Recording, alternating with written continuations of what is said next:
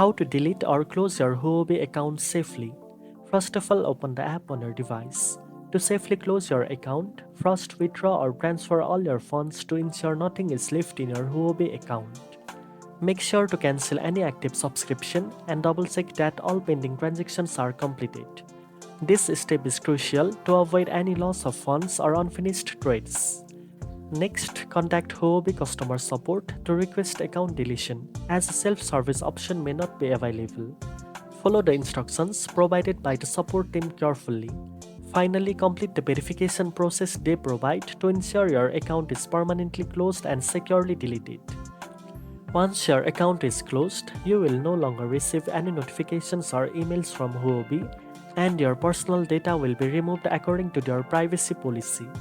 Now you know how to delete or close your Huobi account safely. If you found this video helpful, don't forget to like, share and subscribe for more crypto tips. Thanks for watching, and I'll see you in the next one.